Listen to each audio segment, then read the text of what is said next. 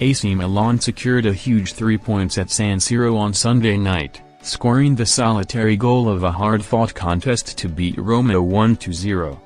Given how good both sides have been defensively this season, it probably needed something a bit different to provide the winning moment, and it came from Strahinja Pavlovic. The centre-back bombed forward to support the counter-attack, and was rewarded by being on the end of a Rafael Leao cutback.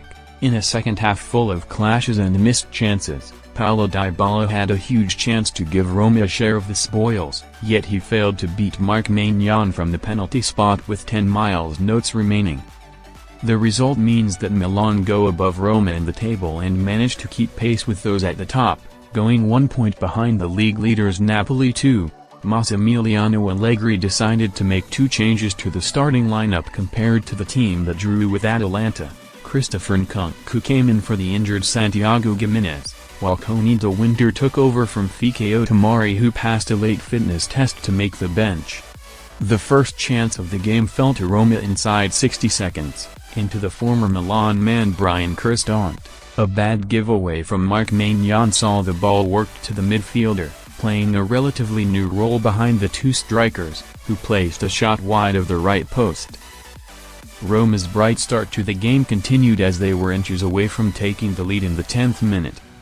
A free kick from the left was recycled and crossed from the right, with Ndicka rising highest but glancing just wide of the far stick. Milan could barely get a foothold in the game as they continued to cough up possession in their own half and suffer Roma pressure. Wesley had a snapshot on goal from a narrow angle that Maignan saved quite comfortably, but the warning signs were flashing. Photo by Marco Luzzini/Getty Images. Dybala was very close to getting what would have been his 11th goal against Milan as the San Siro crowd groaned at yet more sloppy play. Celik fooled Luka Modric with a feint, then Koni De Winter misjudged a cross, but Dybala's outside of the boot attempt thankfully curled just wide of the upright. Leao was a menace for Roma going forward, as he kept pushing up to be the spare man to support attacks. With his first effort he shot straight at Maignan, then with another he rolled one a couple of yards wide, but both times he ghosted into a dangerous central area.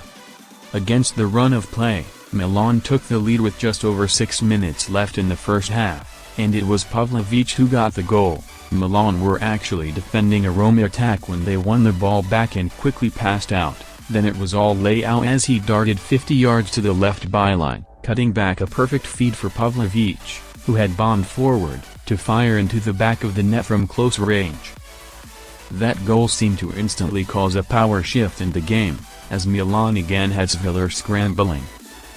This time it was Christopher Nkunku who let fly with a snapshot from the edge of the box, but the goalkeeper got there in plenty of time.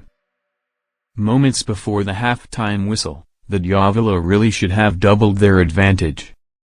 Again Leao was involved as he released the overlapping David Bardisoghi, whose pullback found Yusuf Fofana's run, and yet, with most of the goal to aim at, he somehow missed the target.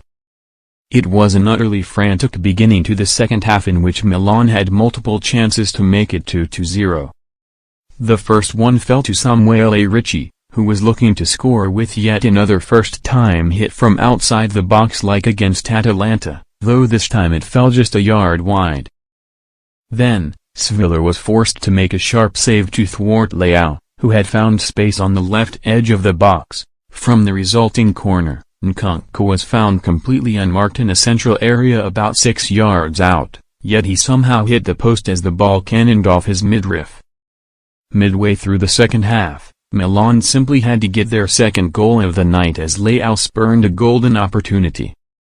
Some nice play down the right side resulting in a cross to the far stick, and the volley back across goal was spilled to the Portuguese. From yards out and with a mostly empty goal to aim at, he inexplicably hit Hermoso on the line. Out of nowhere, a flashpoint developed between Salamakers and Wesley on Milan's right side. It started when the Belgian jockeyed the Brazilian out and gave him a stare down, then a couple of minutes later the latter kicked the former up into the air, earning a yellow card. Inside the final 15 minutes, the drama just kept on coming. Fofana gave away a free kick right on the edge of Milan's box after a rash challenge, and then he blocked the resulting set-piece with his arm to give the away side a penalty. However, at a time when his record against spot kicks had been put under scrutiny by the media, Maignan rose to the occasion. Dybala went bottom right but didn't get enough power on it, with the Frenchman parrying it around the corner. A substitution followed for Milan, with Ruben Loftus-Cheek coming on to replace Nkunku to try and give a bit more size and presence up front, moments after Bardisoghi had hip-checked Baldanzi in response to Roma not kicking the ball out for the injured Saelemaekers. Zachariah Thicom came on for the man who was previously down on the floor.